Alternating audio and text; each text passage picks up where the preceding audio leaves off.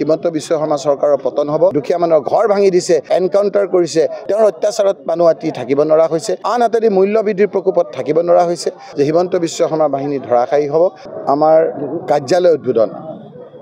মানুহৰ মনত কিমান খুব এই কাৰ্যালয় উদ্বোধনত আপোনালোকে দেখিছে ঘৰৰ কাম কাজ এৰি থৈ মহিলাসকলে 4টা বজাৰ মিটিঙৰ 1টা বজাতে আহি বহি আছে বয়সস্থ লোকসকল বহি আছে বিভিন্ন নৃত্যৰ আমাৰ যিসকল শিল্পী আছে সেইসকল আহিছে মানুহৰ মাজত উৎসাহ যে কংগ্ৰেছ একেবাৰে ৰাজপথলৈ আহিছে হিমন্ত বিশ্ব শৰ্মা চৰকাৰৰ পতন হ'ব আমি সকলোৱে একেলগে শান্তিৰে থাকিব পাৰিম সেইকাৰণে আজি আপোনালোকে চাওক মই কেইটা দিন কেইবাখনো মিটিং কৰিলোঁ আমি কৰ্মী সভা কৰোঁ ৰাইজে কয় যে নহয় ৰাজহুৱা সভা কৰক আজি বাতাবৰণ হৈছে উজনিত যে সকলো জাতি জনগোষ্ঠী যিসকল যোৱাবাৰ বিজেপিক সমৰ্থন কৰিছিল সেই লোকসকল এতিয়া বিজেপিৰ লগত নাই হিমন্ত বিশ্ব শৰ্মাৰ প্ৰতাৰণা আৰু অত্যাচাৰৰ কাৰণে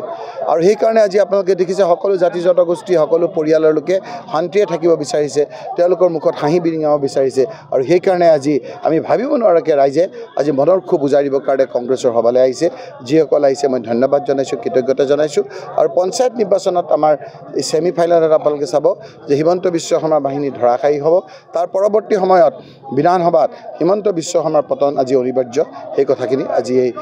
সূৰ্যগিৰি আমাৰ ব্লক কংগ্ৰেছৰ উদ্বোধনী অনুষ্ঠানত যিদৰে স্বতঃস্ফূৰ্তভাৱে ৰাইজ ওলাই আহিছে সেইটোৱে প্ৰমাণ কৰিছে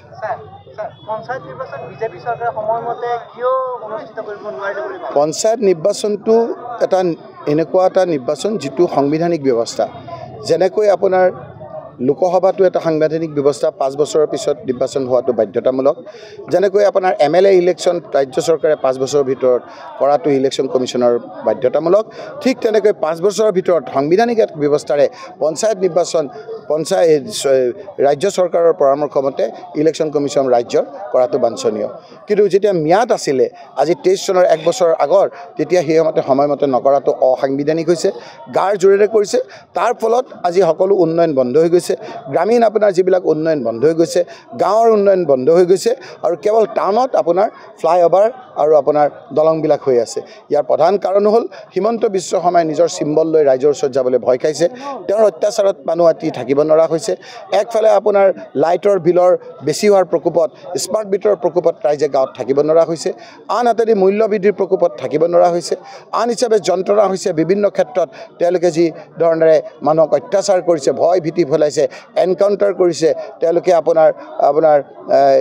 বিভিন্ন নিজৰ দুখীয়া মানুহৰ ঘৰ ভাঙি দিছে মানুহক থাকিব নোৱাৰা কৰিছে মৰা মানুহটোৰ ওপৰত জঁপিয়াইছে এই কথাবিলাক মানুহৰ ক্ষোভবিলাক একেবাৰে আপোনাৰ গুজৰি গুমৰি আছে সেইকাৰণে মুখ্যমন্ত্ৰী ডাঙৰীয়াই নিজৰ চিম্বল লৈ পঞ্চায়ত নিৰ্বাচন খেলিবলৈ সাহস গোটোৱা নাই সেইকাৰণে বিভিন্ন ধৰণেৰে প্ৰচেষ্টাৰে যাতে নিজৰ চিম্বল লৈ পেলাই আহিব নালাগে হিমন্ত বিশ্ব শৰ্মাই যাতে পদুম ফুল লৈ আহিব নোৱাৰে তাৰ ব্যৱস্থা এক কৰিছে গতিকে ৰাইজে সেইবিলাক বুজি পাইছে আমি কংগ্ৰেছে প্ৰত্যেকটো পণ্ডলত নিজৰ প্ৰাৰ্থী দিম আৰু চিম্বল যদি আমাৰ সাংবিধানিকভাৱে আমাৰ আইনগতভাৱে নাই সেই চিম্বলত কেনেধৰণে আমি কংগ্ৰেছৰ প্ৰাৰ্থীসকলক দিব পাৰোঁ তাৰো ব্যৱস্থা আমি কৰিছোঁ গতিকে এই ক্ষেত্ৰত ৰাইজ আমাৰ লগত আছে আপুনি চাব পঞ্চায়ত নিৰ্বাচনত কংগ্ৰেছ প্ৰাৰ্থীসকল বিজয়ী হ'ব